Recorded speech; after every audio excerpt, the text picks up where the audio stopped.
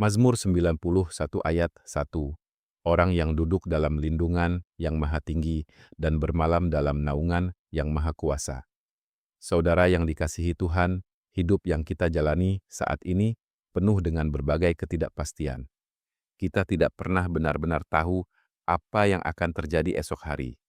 Ada tantangan ekonomi, masalah kesehatan, pergumulan keluarga, tekanan pekerjaan, dan berbagai hal lain yang sering membuat hati kita gelisah.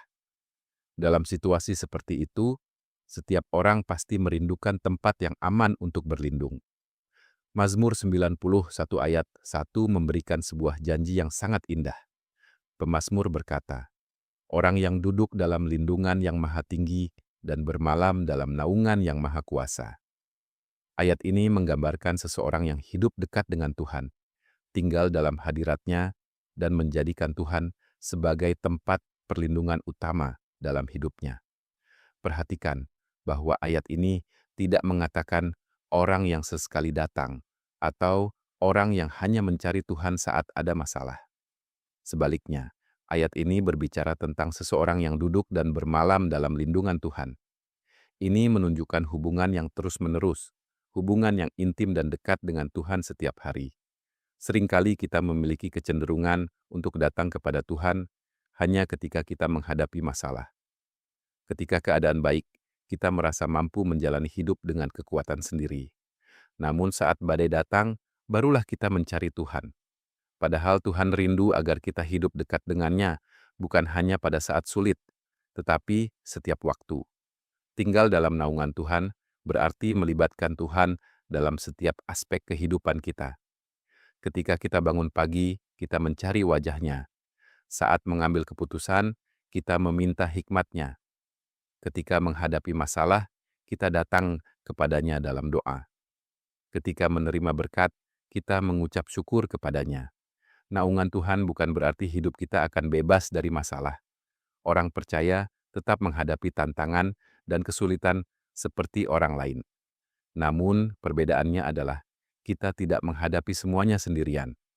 Tuhan berjalan bersama kita. Dia menguatkan ketika kita lemah, menghibur ketika kita terluka, dan memberi damai ketika hati kita gelisah. Bayangkan seorang anak kecil yang berlindung di bawah pelukan ayahnya saat hujan deras turun. Hujan itu mungkin masih tetap ada, tetapi anak tersebut merasa aman karena ia berada dalam perlindungan ayahnya. Demikian pula kehidupan kita bersama Tuhan.